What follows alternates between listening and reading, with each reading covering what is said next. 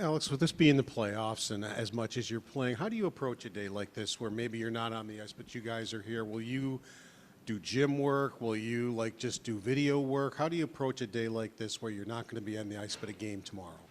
Yeah, definitely the priority is the body. Just try to get the body in the best shape as possible for tomorrow. And when you're going every other day, it's a grind to get to emotionally, and it's almost like you have to come down after and then kind of rework yourself back up. But it's important to pay attention to it. There's no days off, and so we've been treating it the right way. Right over here to your left. Rasmus Dahlin was just announced as one of the 3 finalists for the Norris Trophy this year. I was wondering if you could share what it's like to see him do his thing. Yeah, didn't know that, so congratulations to him. Well deserved.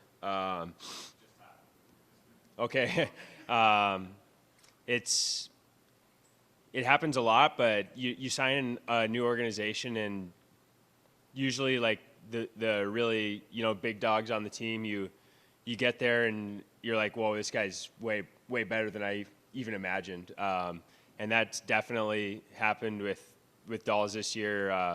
Obviously new playing against him and kind of his pedigree, obviously, but you get into practice with him, get into the room with him, and it's just blows you away at how talented some of those guys are. And so massive credit to him. He works extremely hard and has a great mindset. Yeah, so just credit to him. Hey, Alex. Montreal is a far different style team than Boston. How did you see the Sabres adapt to a different style of game in attacking Montreal? Yeah, definitely different, a bit of a different style. I think sometimes, you can kind of blow it up in your head that maybe it's going to be a completely different game, and really it just comes down to making plays and playing with poise at the end of the day. So that's by far the most important thing. And we did a good job of that. I think we came mentally prepared yesterday. But game one is always a feeling out process to a degree, and so I'm sure that they'll be definitely ready to play tomorrow, and so we just have to match that competitivity and desperation. Hey, Alex, just bigger picture. I mean, I remember talking to you in Toronto when you were with the Panthers. I mean, you've had a lot of stops. It hasn't been a straight line. What's kept you going, and what are you most proud of your journey to this point? Yeah, it's you never. I think everybody in the league probably would tell you that they would never think that they would make it as far as they did, and so it's a lot about survival, at times, and when the chips are down, just continuing to stay competitive and believe in yourself. It's sometimes a really difficult thing to do, but I just love playing hockey, and that's probably the thing that I found that's carried me through the most. Is I love playing a game. I love being around the guys, and I love competing. So just having that competitive energy to bring it on a day-to-day basis is something that I'm proud of, and I try to bring to whatever team I'm on. And it's just a lot of fun. I actually quite enjoy playing for different organizations, and I've found that to be a pretty enjoyable experience. Hey, Alex, kind of a goalie science sort of question here, but Montreal was doing a lot of quick passes from behind the net, goal line, cross crease kind of stuff. Is there a way to prepare for that, or how do you attack that when you have to keep your head on a swivel? Yeah, definitely. I think that you have to mentally prepare a little bit differently than the team that maybe likes to hold on to pucks.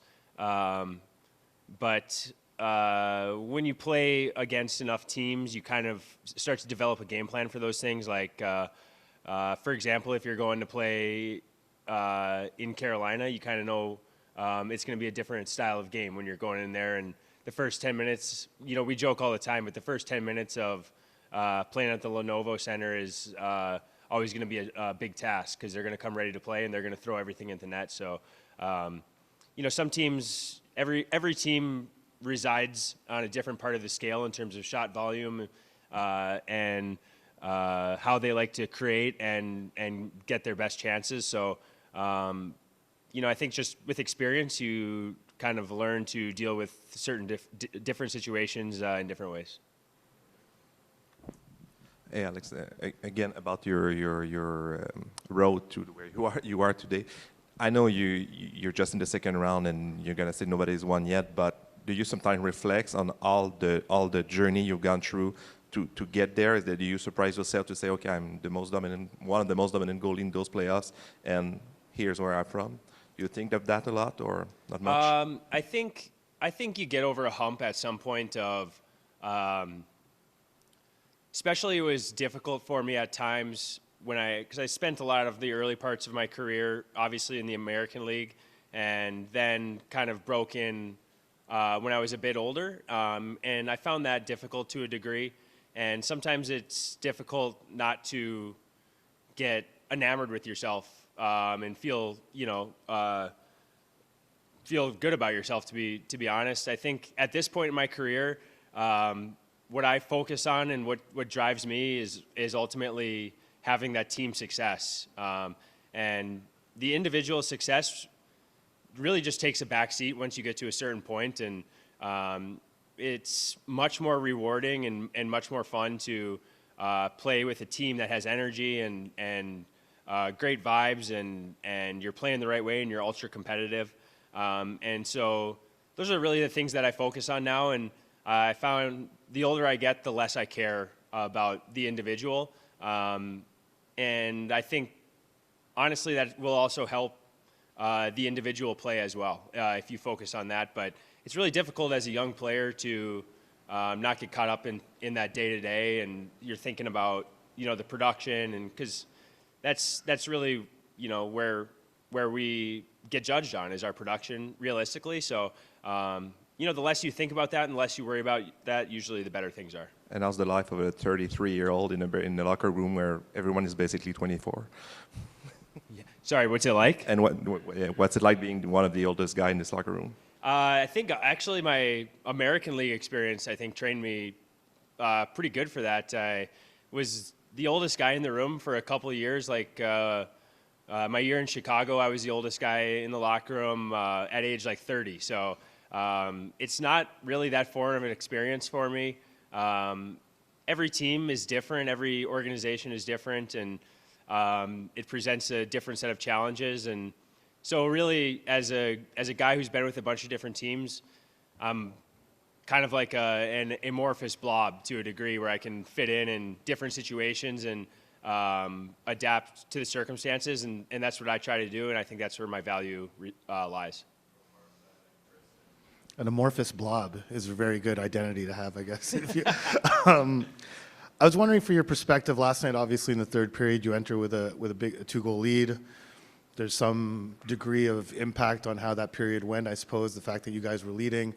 The shot disparity is one thing, but from your point of view, did you feel like there was any imminent danger in that period, aside from the fact that the puck was in your end a lot and that probably you had to be on high alert, but otherwise, what was the danger level as far as your point of view was? Yeah, I see that as we talked about it all year, and you have to spend, the reason you train so hard in the summer is to prepare for the preseason, and then you want to start doing the right things in the preseason so you can parlay that into the regular season, and then so on and so forth. And I think that we did a good job this year of focusing on those details. When we have a 1-goal lead, when it's tied, when we're down by 1, you want to remember those experiences and think about them in the moment so you can draw on them later. And so I think that, the people maybe that have been around the team a bit more, they would say the same thing, that I think we did a good job when we had a 1-2-goal lead in the third period. We've been training all year for those situations. And I think that we've done a good job and found a good identity in those situations. you know, it's not easy, and so it's not just not going to necessarily translate fluidly from game to game, but again, we've just done a good job of training ourselves and doing the right things. I think it's carrying over. Alex, we're kind of in that same vein. There was so much made about the lack of playoff experience in this group going in, and yet you haven't seemed to have much trouble making adjustments and doing those things, whether it's in-game or from game to game. What is it about this group that is unique in that way that really, whether it's flushing a bad period or whatever it is, what makes this group special in that way? I think it's not even from the outside, from the inside looking out, it's easy to forget that maybe at one point in the season we were fighting for our lives, and there's an NHL team every year and every sports team that they start playing playoff games in the middle of their season, and then it translates well, that kind of desperation. And we did a good job at the end of the year and found some success for sure, but at one point in the season in December, we were fighting for our lives, and I think that we rallied around each other as a group, and it's been a really fun group to be a part of, and I think that, you know, when guys are playing for the guy next to them, that's the most powerful thing. So I think that that's what we're doing right now. Alex, you've had a front row seat to Zach Benson all season long. What's it like over the last few weeks to see the hockey world kind of get to know the player and the personality that you guys have in Benson? Yeah, playoffs is fun sometimes because we see that guy every day, and it's just like the first time that other people are getting to having the Zach Benson experience. But I've been so impressed with him since the first day I got here. His his ability to like read the situation and read people and understand the game is high. And Benny's definitely, there's an art to his madness, and I don't necessarily know that he always wants to let people believe that, but he definitely knows what he's doing, and for a young player, I don't know, what is he, 20 years old? He's not even 21. For him to excel in this situation is extremely impressive.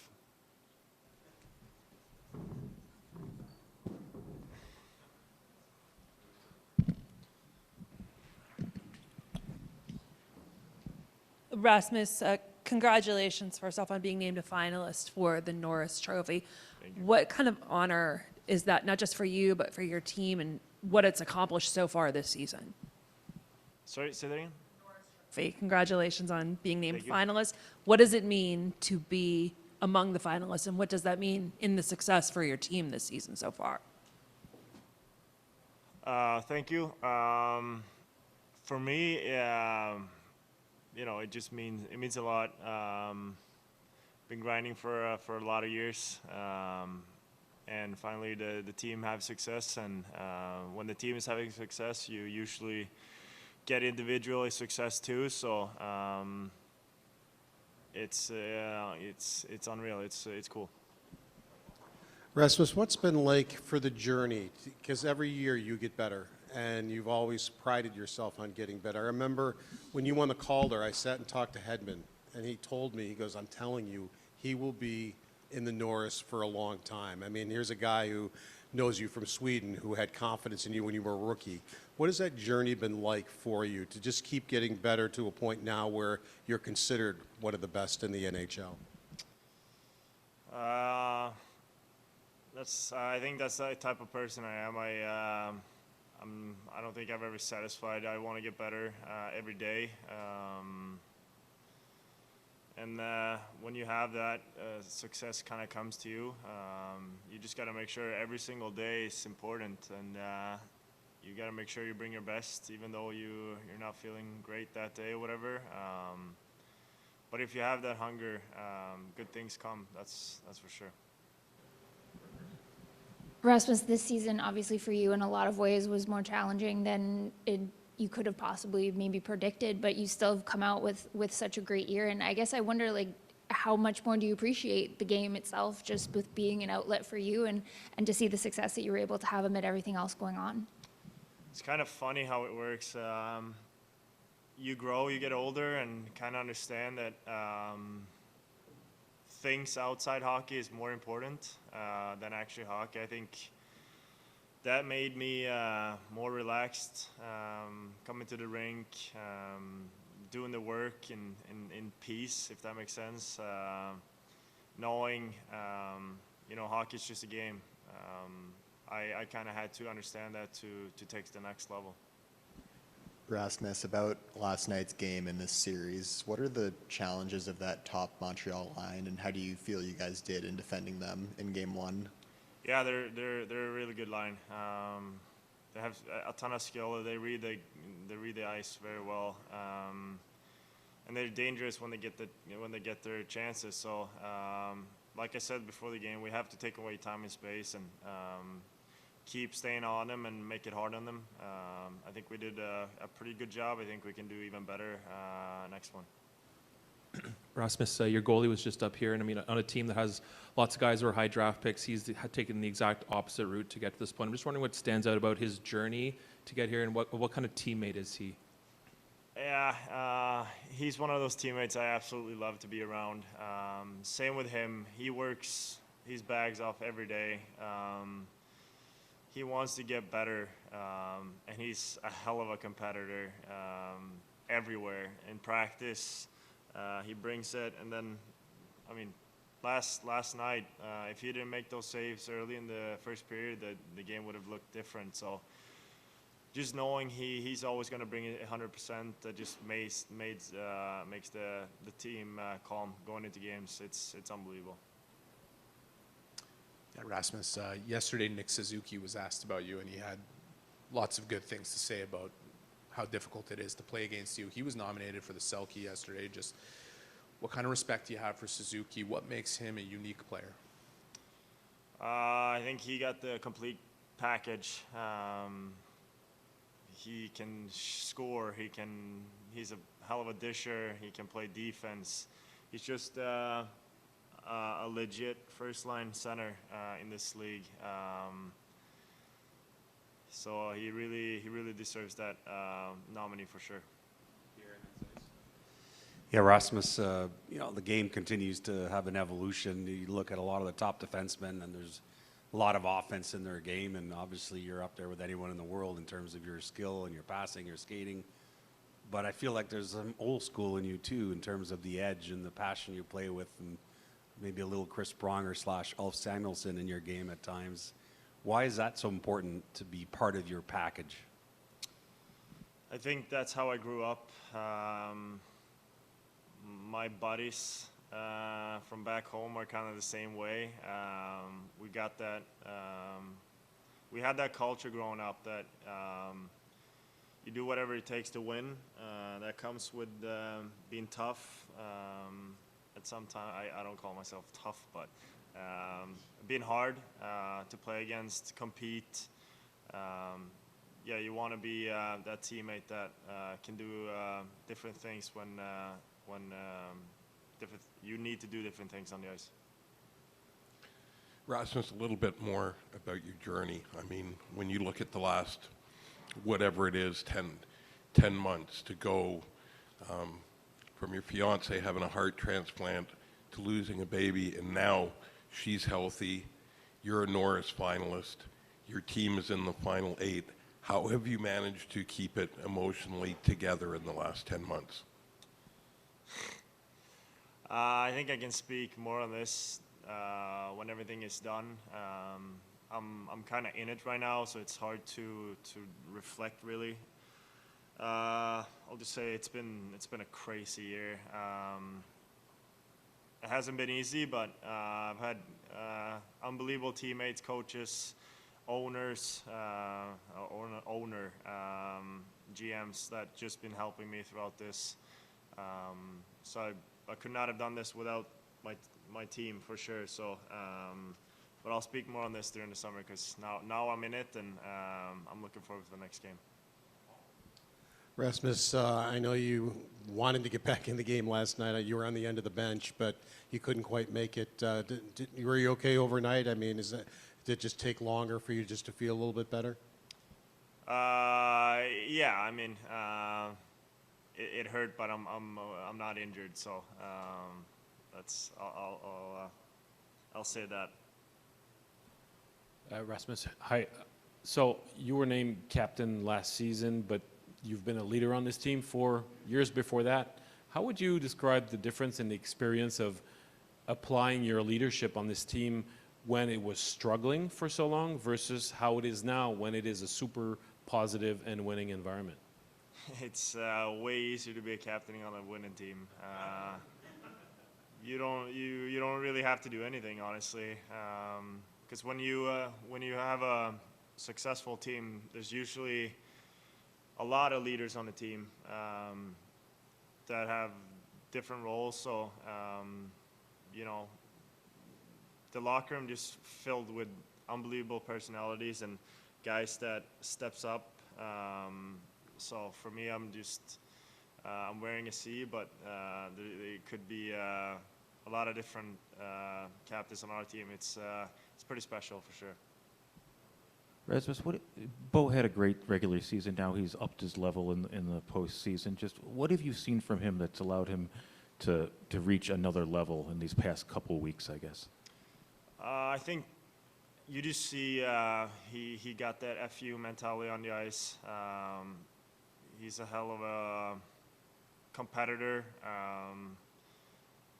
And I agree, he took his game to the next level, and he's playing great right now. He's huge for us, and he's scoring a bunch of goals. But I'll say he just goes in to every game with no respect, just doing his own thing, and the team is kind of feeding off that too. So it's fun to watch. Rasmus, you had Zach Benson living at your house a couple years ago. You've kind of gotten front row seat to his development and all that. But what's it like now to see kind of everybody else in the hockey world get to know him?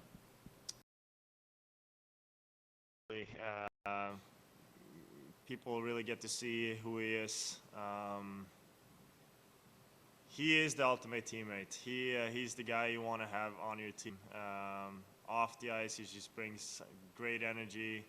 On the ice, he got that edge to his game, and you see yesterday he made special plays. He reads the game very, very well, and he got a lot of skill. So he is an unbelievable hockey player. I'm so happy we have him. It's been fun following his journey. He came and lived at my house. He did a lot of weird stuff in his first year, but he's just maturing every day. So it's just unbelievable to follow his journey, and he's only gonna continue to get better. And I absolutely love having him as my teammate.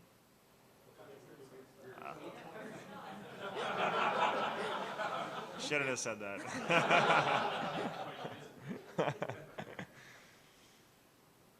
All right, thanks.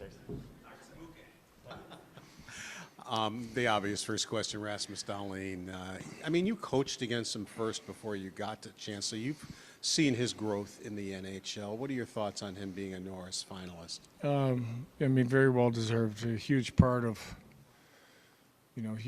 our team, and the reason why we got to where we got to. A lot of times when the game's on the line and we need offense, he's there. He's been a guy that's with him and Samuelson that have played against all the top lines night in, night out. He's got a physicality to him that makes it really tough on the opposition. Hard guy to play against. So I think it's really well deserved. Lindy, further to that, when Rasmus is up here, we talked about how the modern defenseman, obviously you have to have the offense to be considered for an award like this, but that he seems to have some old school in him too, a little Pronger, a little Ulf Samuelsson maybe in terms of his temper and his edge, and he's kind of smiled when we mentioned that. Do you like that part of his game as well? Yeah, there's times I really like it.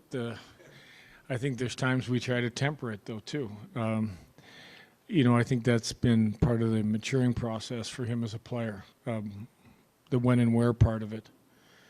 When the game's on the line, I don't need you in the penalty box. When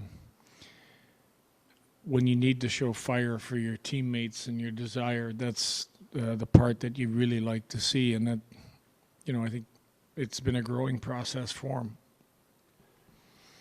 Lindy, moving on to Alex Lyon. What do you make of his journey at 33 to be in this position, to be playing so well and to seem ready for the moment?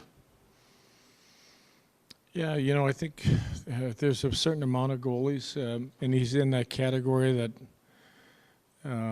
we're on the edge of always making it or always being that guy, but weren't quite that guy.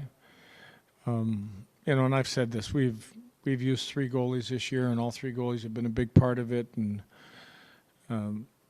right now, he's caught fire. It's been his turn. He's really wrapped his arms around the opportunity. He reminds me, I had Wedgwood in New Jersey, just a little bit like that. Now Wedgwood is the guy in Colorado. A guy that's played good goal in a lot of places. Now all of a sudden is the guy in Colorado. So I think, Alex has that temperament that never give up, that I'm going to outwork you. I'm going to show you that I deserve to be here. He doesn't have a bad day. I haven't seen it. And, he loves coming to the rink. Again, about the Lion, your team, as we all know, is super young, super talented, probably a dozen first-rounders, and then come this guy, 33-year-old, never drafted, journeyman, AHL and NHL. What has been his impact in the locker room on this young, talented guy? Yeah, just a really likable guy that guys love being around. Big personality, got a lot of fire, and when you get a veteran guy amongst, what a majority of our young players, what a good representation of, the attitude and the culture we want to have of, we just listed his route to where he is right now, and that's just been nothing but keep working until you get to that point. And I think our players embrace his journey.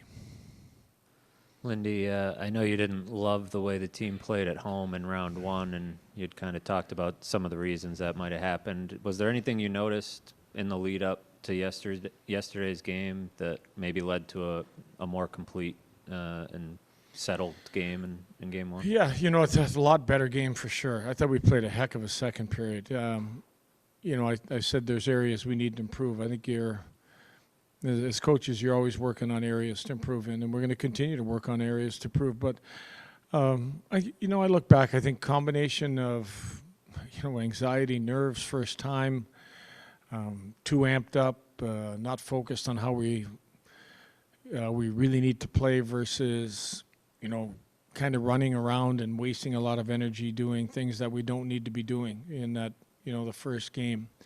And we didn't get much accomplished until really the third period of game 1.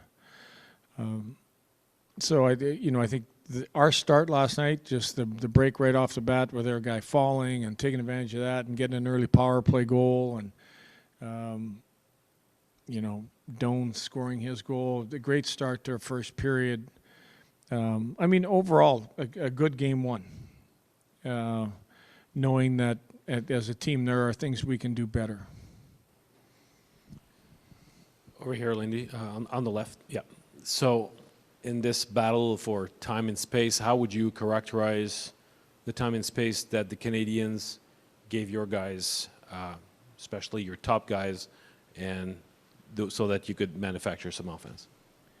Well, I felt there was a lot of speed in the game, and if you got trapped, you were going to give up speed. And I think our speed is pretty deep from, top to bottom amongst our forwards. I kind of feel the same way. We gave up some speed opportunities that when you get caught on the wrong side of the puck, you're going to end up chasing.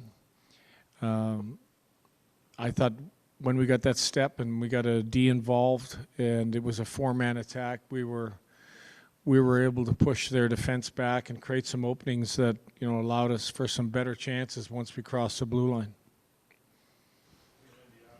A season is filled with all sorts of moments, both very public and behind the scenes. I mean, to me, one of the biggest behind the scenes moments of this whole year is that morning skate in Detroit when Dahlin is back and you guys saw how positive he felt. We know what he felt. We talked to him, but what did that mean to the coaches, to the rest of the team, to see him that day, to see that attitude and, you know, what it meant from there? Yeah, I mean, that was a big moment for us. I mean, just personally to get him back and seeing him doing well and you know, him knowing that he felt he came back and everything was going to be okay. First and foremost, that, you know, that side of his life was, I would say I would use the word okay at that time of the year. As a coach, I think you get a little selfish. You know you're getting what is now a Norris Trophy candidate back in your lineup, a guy that can be a difference maker game in and game out.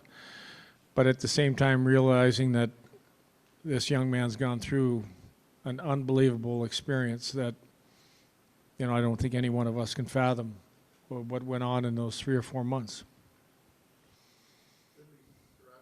Just up here, and he was talking about leadership and being a captain and how much easier it is to be a captain when a team is successful than when they're not.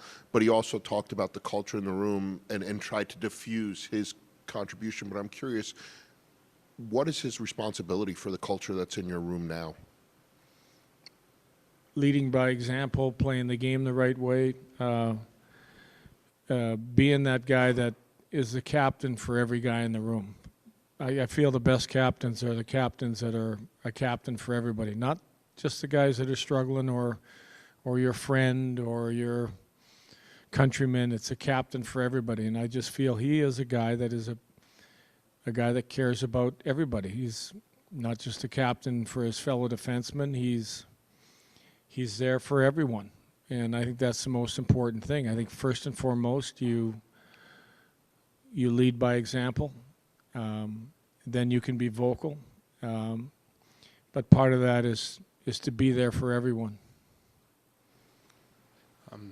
After last night, you said that some players didn't come up to par in this game after a few days off. What are some of the elements after rewatching the game you noticed that weren't up to par for your team collectively? Just some of our puck decisions I thought weren't up to, you know, the level that we had. And I mean, I'm using Game 6 in Boston that I thought we played a heck of a game, except for maybe the first 7-8 minutes in the third period. You know, I think with that number of days off, you know, we're dealing with the, you know, hate to say rust, but you haven't been up and running. Your game tempo isn't quite there, and some of our puck decisions led to opportunities, what I call giving up free offense, and it wasn't from lack of effort. Nothing to do with effort, but it had to do with a lot of our puck management and execution. In your matchups last night, you had the Thompson line against the Suzuki line. I don't know if I want to say quite often, but quite a few times. It didn't seem like either line had a lot of offensive opportunities. Did they like defend each other so well that they almost took each other out of the game? You know, I think, Paul, you might be a little bit wrong on that. You know, I thought there was 4 or 5, you know, big opportunities that the Thompson line had. You know, he had a backdoor tuck opportunity on the rush. You had Tomer that slid in on another rush in the second period. We had another high play to Thompson. So, you know, three pretty good looks. I thought. I know it wasn't against their line, but they pulled off a face-off play at the start of the third period where they got a real good look. I think it was Caulfield or Suzuki backdoor, you know, late in the third period, but that wasn't the Thompson line either. So I thought both lines actually had, I'm going to say, at least 3 good opportunities to get on the board. Probably more.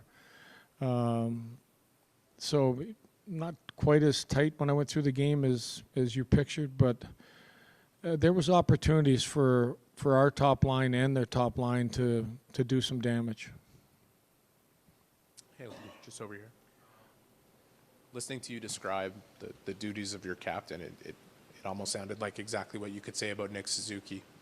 He's a player that had 101 points as a finalist for the Selke this year. Just what can you say about the unique challenge of facing him, and what have you learned about him as a player, and what makes him special? Yeah, I'll be honest, not a player I know real well, but I think when you get nominated for what he's been nominated for, that speaks volumes. I think I would put him in that category with like a Nico Hischier, who I coached as a captain, and a great two-way player, a player that's going to average over a point a game, and a guy that you can rely on in every situation, and a guy that's a great face-off guy. Yeah, for me, that's kind of I'm painting a picture of a coach's dream, really. Lindy, when we talked a couple months ago about the time of your hiring, there were two kind of outside narratives. Number one, at a time where more younger coaches are coming in, why are the Sabres bringing in a veteran coach? I'm not going to use the word retread, but more importantly, or a old, guy or old, right, Mike? Yeah. Or a guy. But on the other hand, thanks, Mike. No problem.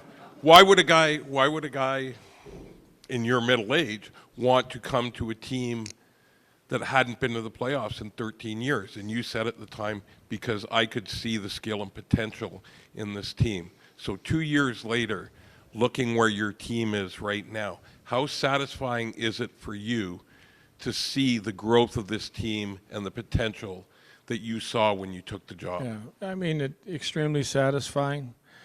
I'll admit I was frustrated with the job I was doing last year, that I didn't quite get him to where I wanted to get him. We had that real tough stretch, the 13-game losing streak that, when I broke it all down, it could have easily won 6-7 of those games, but didn't, for a lot of different reasons. A lot of it was sometimes, leading games, puck management, leading big in games. You go to Colorado games from last year that, we gave away points, that we weren't defending well enough. Our skill is great. It'll score a lot of goals, but at the same time, the teams that succeed are the teams that can defend at key moments and be a good defending team. And I think we've become a good defending team, that we can play a tight game, we can be in a one-goal game, we can be in a tied game and be confident that we'll make the right plays to win a game. And now when we have a couple-goal lead, we can not give up, what I call high-quality opportunities in a game that you don't need to give them up. Just Jack Quinn, and he had a very notable game last night. I know he didn't really get on the score sheet, but that's been a common theme the last month or two. Just he's noticeable every night. What's allowed him to up his game and to get those chances, I guess? Well, first I think the way he skates. He has really skated well, even in the Boston series, skated well. You got to believe when he gets, he hit another crossbar and a great play from McLeod. He walked in and Dobesh made a good save in the second or third period, whenever that opportunity was. He had the puck a lot in the offensive zone. At some point, 2 or 3 of those will go in. They just will, because he's that good a shooter. And I keep telling him that, when it dries up a little bit, the best place to go is around net front. You're going to have to tip one in. You're going to have to get a rebound opportunity. You're still going to get your quality rush chances, because I think his skating is that much better right now. But stay with it. I thought he played a really good game. I thought that line was a lot more dangerous in that game than probably most of the 6 games in the Boston series. Thanks.